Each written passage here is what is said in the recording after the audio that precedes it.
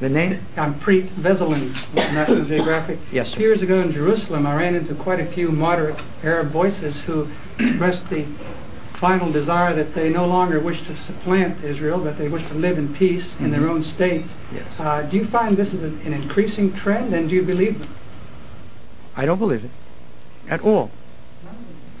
Credible Arabs, in other words, who express that idea? I believe that, of course, they express it. I don't believe them. It's that simple. My God.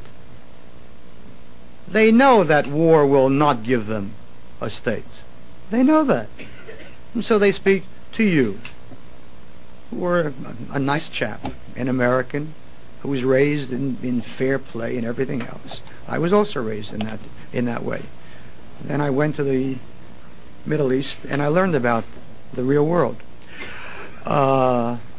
And so they tell you, of course we want peace. The same Arabs who in 1967 were jumping around, and you saw them on TV, perhaps, shouting, throw the Jews into the sea, when they thought that they could. Now they know that they cannot. So therefore they suddenly want peace.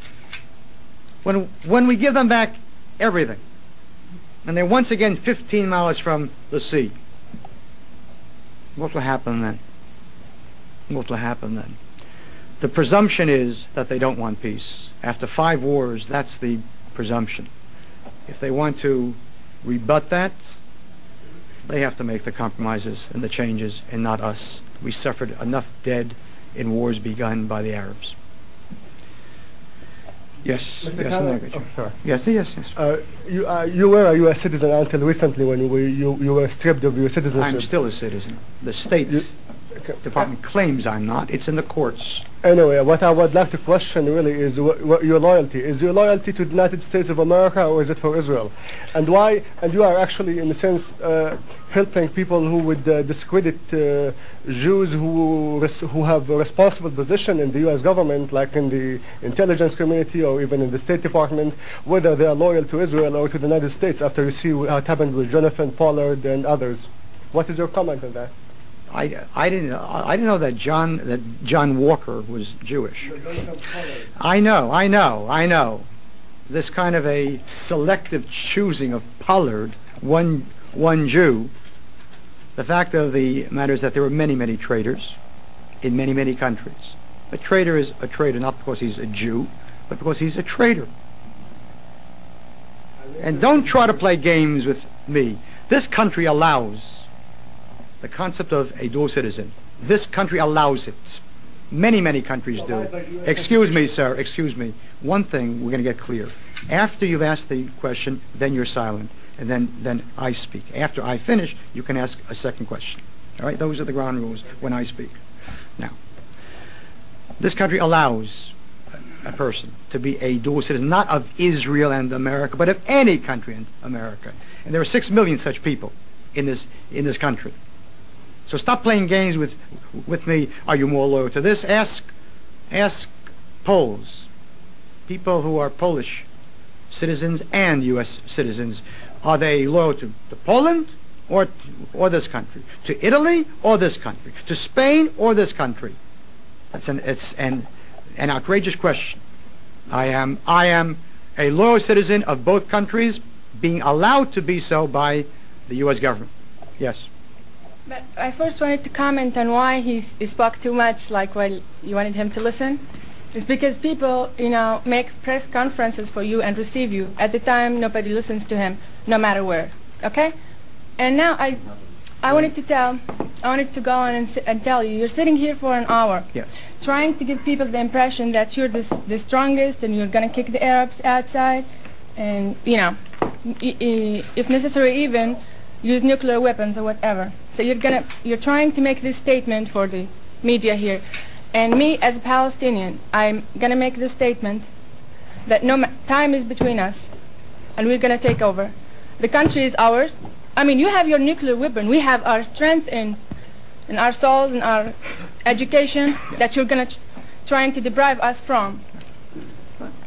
If you hadn't come here, I would have paid you to come here, because. But we're going back. Hey, Madam, please, do me a great favor. Don't be an extremist. Let me speak. No, please, let me speak. It's important that everyone here, the question here is not Kahane. She believes that the entire country is hers. I understand that. You don't have to tell me that. I know that. Try and tell that to Abba Eben. He needs that lesson. This is the problem. She is a problem. And therefore, don't expect me to say anything less than what I said here. She's not ready to have an Israel 1 meter by 1 meter. She believes that every inch of the country is Palestine. I understand her. So therefore, why should I bother getting into an argument with you? You say you will come back. In the meantime, you're here. When I'm there as the Prime Minister, believe me, I will guarantee that you and your children and your grandchildren will be in America. Yes. Can I ask you a question, sir? On the, I don't know if you're familiar with the flat that's occurred over the interview in the Washington Times with Chirac and Arnaud de Bourgeois in recent days. Are you familiar with all of this? No. Well, I just arrived. In quick summary, Mr. Chirac speculated that in the affair of Nizar Hindawi in Britain, that there was a possible motivation for the Mossad and Syria both to be involved in this affair in some capacity. You mentioned that, for point of argument, Israel has been involved with what's being done with Iran. Would you agree that there are similar motivations, that people in Israel would have been involved in the Hindawi affair? No. The last time I heard that kind of argument was when 3 black children were killed by a bomb in Birmingham, and the Ku Klux Klan said that it was probably done by blacks in order to blame the KKK. That's that kind of thinking. Well, maybe, but nonetheless, if Israel would, with the United States, be involved in what you described as a stupid atrocity with the arms to Iran... It's not an atrocity. Well, I know why they're doing it. The point would be, would not there be similar reasons that Israel would be involved with Syria? Israel would never, ever plant a bomb which would blow up its own plane and people. Hindawi planted the bomb. The I question is understand not... that. But you say that there is some link with Hindawi and Israel. What is the link? The link is to support the efforts that Iran and Syria are making in the Middle East. Okay. The answer is no. Yes. In certain conservative intellectual circles in Washington, quite often your name is raised in connection with an erudite man by the name of Chorba, who does a lot of studies in the Middle East area. I'd like to hear your statement about what is your relationship, if any, with Chorba. Apparently you had some youthful experiences together. What is the total relationship? We both shared back in the very early 60s in the city a center for studies, and we did work in research. But since the late 60s, I've had no contact with Dr. Chorba. He has been doing his own work and good work, I think. But there is no contact. There is no connection in any way. Can you put a date on, since the late 60s, you say? Oh yes. What would be certainly the date? Certainly not 1967 or 68. There has been nothing. There are no ties. A good man, though. A good man. Yes. Any other questions?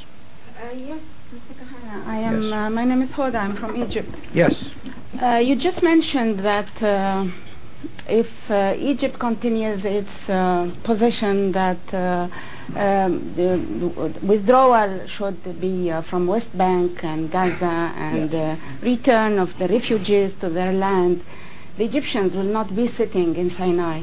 Can you elaborate on this? What do you really mean? I don't think you understood what I said. I said that if I had been the Prime Minister, just as Israel will not give up the West Bank, I would not have given up the Sinai, and therefore you would not be sitting there now. I am convinced that Egypt will eventually go to war with Israel. I haven't got the slightest doubt of that.